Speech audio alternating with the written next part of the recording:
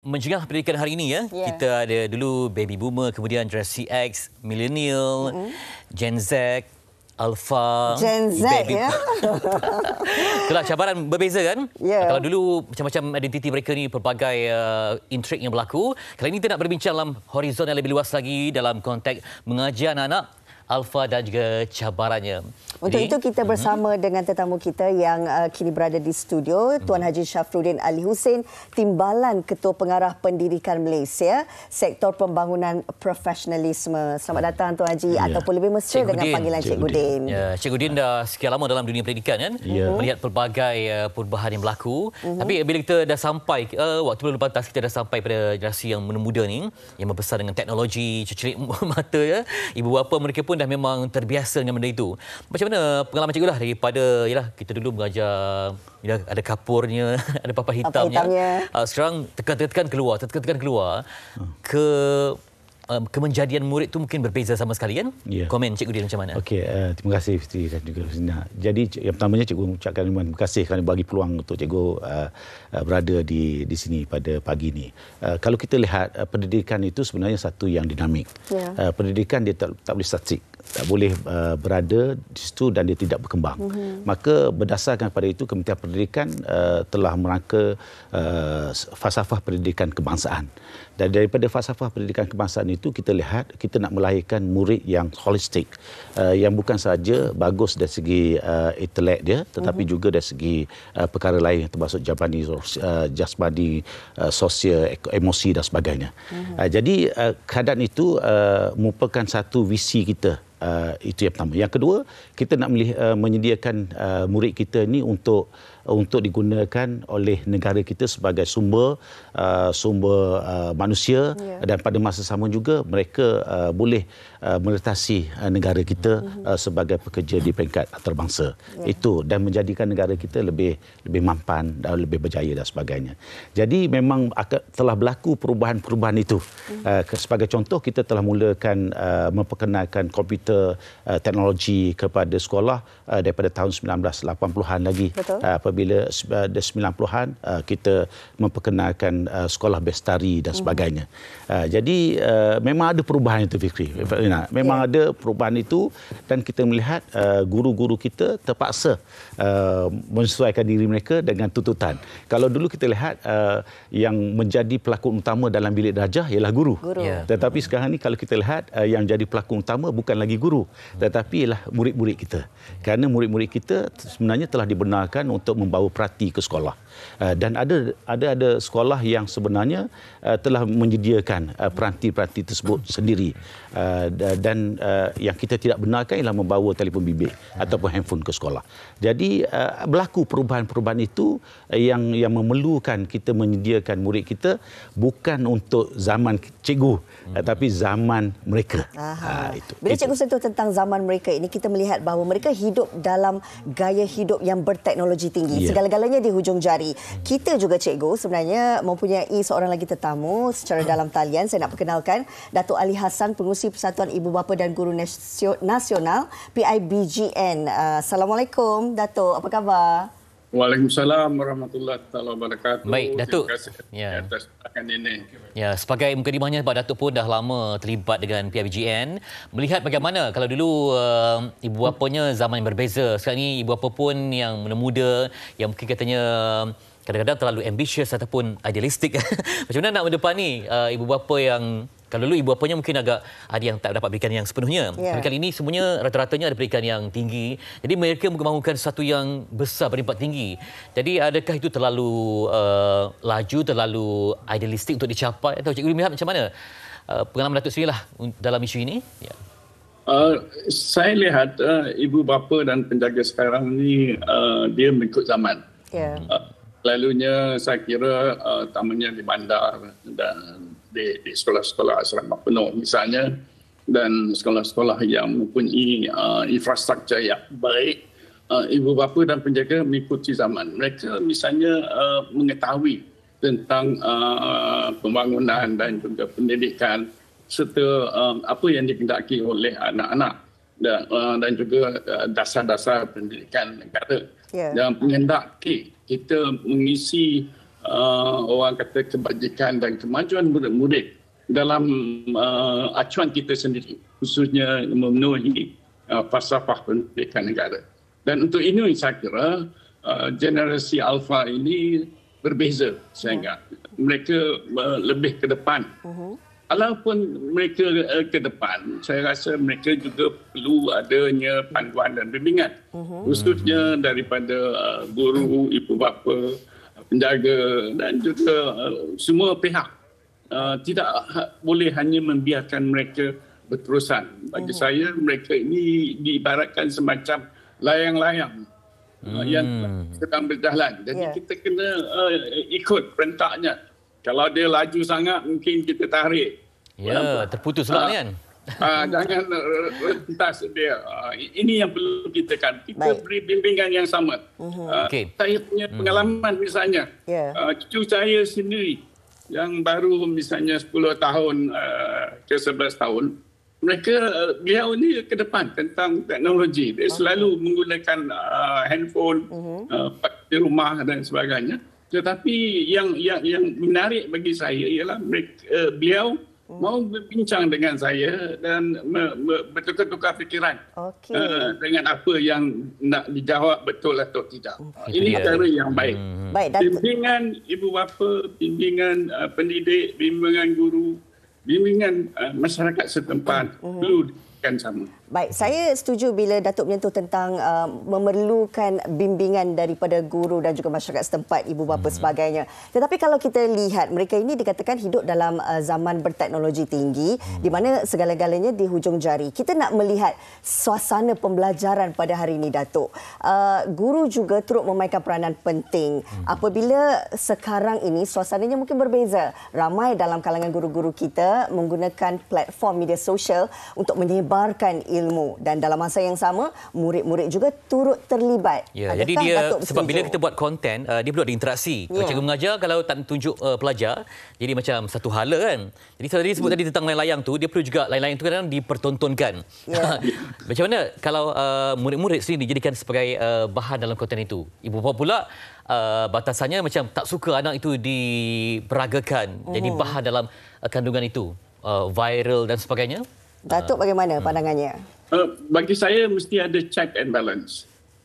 Di situlah saya kira peranan mungkin daripada ketua peniaga sekolah boleh membantu dan membimbing dan menyekat perkara-perkara yang negatif. Macam kita di masyarakat kita tak mahukan perkara-perkara yang negatif disebarluaskan di mana-mana.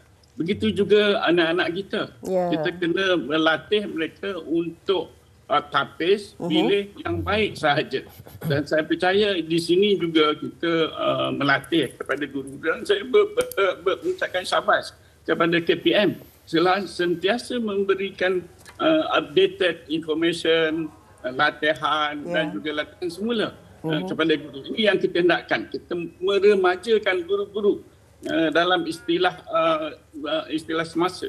Okey, cantik. Tadi dia meremajakan guru-guru.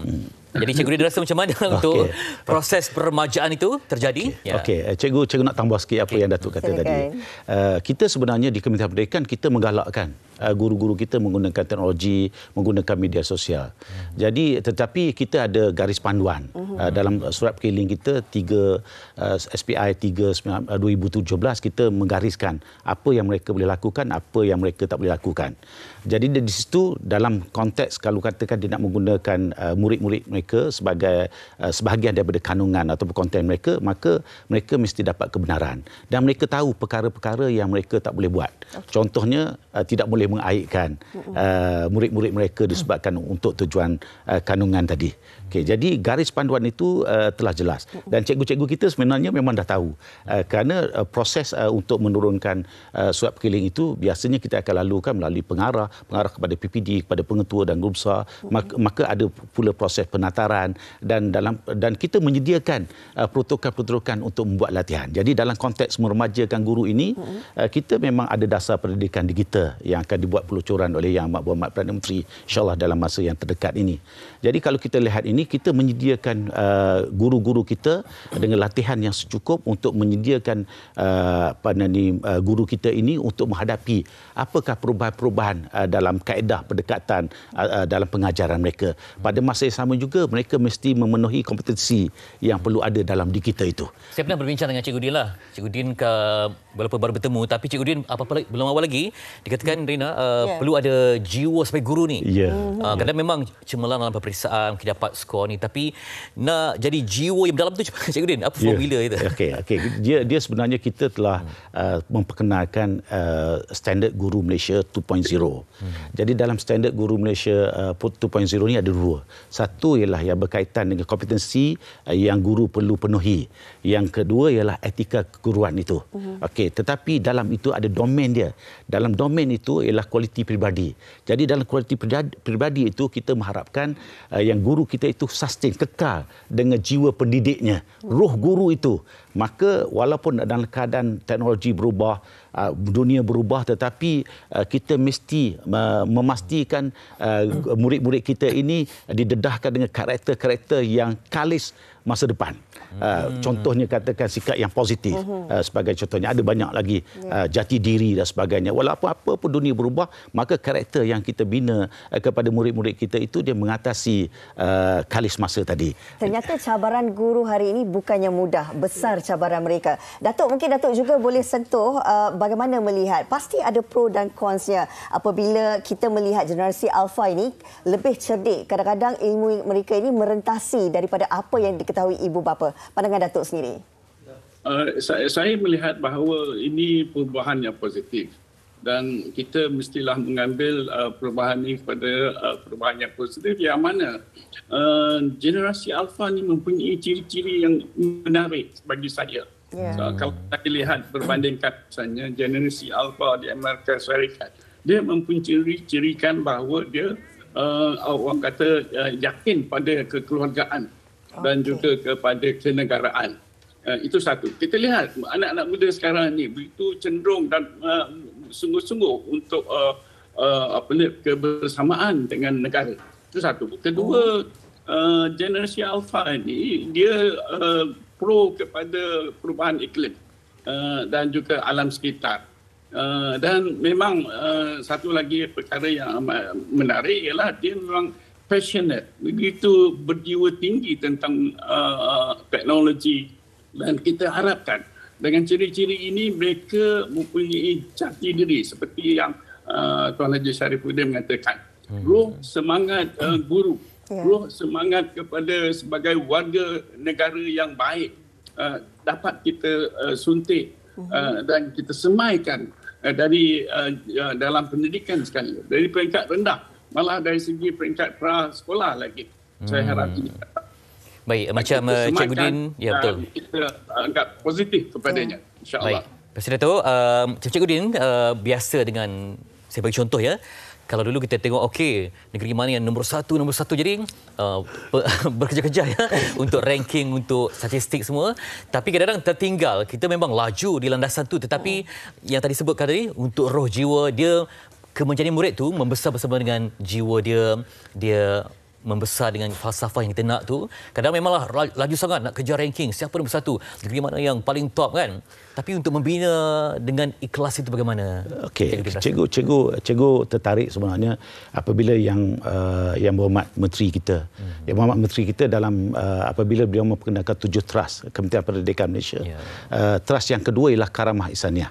Karamah Ihsaniah ni ialah satu keadaan yang kita nak wujudkan keadaan yang murid-murid kita ini diberi jati diri, diberi karakter, diberi nilai, diberi value, apa saja yang akan menjadikan dia mempunyai maruah diri. Itu yang kedua. Yang kedua, pada masa yang sama dia tidak mengabaikan keupayaan dia dalam intelek. Maksudnya dia boleh mengejar cita-cita dia, impian dia untuk menjadi apa-apa saja yang dia telah cita-citakan. Jadi pertandingan seperti mana yang sebelum ini, exam oriented itu telah kita buang daripada misi Kementerian Pendidikan.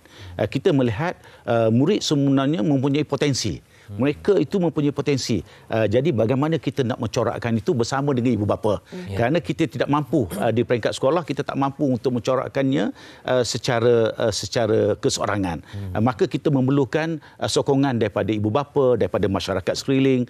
Kerana kita tahu kita tidak boleh membina murid itu dengan secara keseorangan. Maka rakan-rakan strategik kita seperti mana Datuk kata tadi, maka perlu bersama. Dan kita mengharapkan potensi mereka diselahkan. Maka hasrat kita kepada cikgu kita ialah sentiasa menanam minat itu kepada murid-murid kita supaya murid-murid kita ini boleh exploit. Kerana ciri-ciri yang Datuk kata tadi, ciri utama generasi Alpha ni ialah mereka suka melakukan eksplorasi secara tersendiri dan mereka suka bertanya perkara-perkara kerana mereka telah didedahkan dengan peranti seawal usia 2 tahun. Jadi kalau cikgu kata, kalau katakan walaupun disebabkan oleh masalah lokaliti, lokasi, tetapi mereka tetap didedahkan melalui generasi yang menarik kata Datuk tadi, generasi yang sangat menarik dan unik. Jadi Datuk mungkin rumusan akhir dapat seringkasnya, silakan. Kita mengharapkan bahawa kita sama-sama membimbing generasi Alpha ini. Generasi Alpha ini perlu digarap dengan sebaik-baiknya.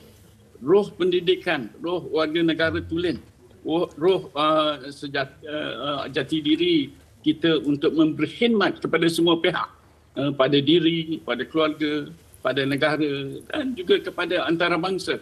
Ini perlu kita semai dari awal-awal lagi dengan jiwa murni sebagai warga negara tulen dan mempunyai roh orang kata falsafah pendidikan negara yang secara holistik. Ini boleh kita memajukan bukan saja pihak Malaysia tetapi dunia sekali. Terima kasih. InsyaAllah. Mudah-mudahan anak generasi Alpha ini bakal menggegarkan dunia dan juga pentas antarabangsa. Kita nak ucapkan terima kasih kepada Cikgu Din, Tuan Haji Syarifudin Ali Hussein, Timbalan Ketua Pengarah Pendidikan Malaysia, Sektor Pembangunan Profesionalisme. Dan juga Datuk Ali Hassan, Pengerusi Persatuan Ibu Bapa Guru Nasional PIBGN yang bergabung idea untuk membentuk generasi masa depan yang unik, menarik dan juga serba menjadi dalam kita menepani falsafah cabaran pendidikan yang sangat mencabar pada hari ini.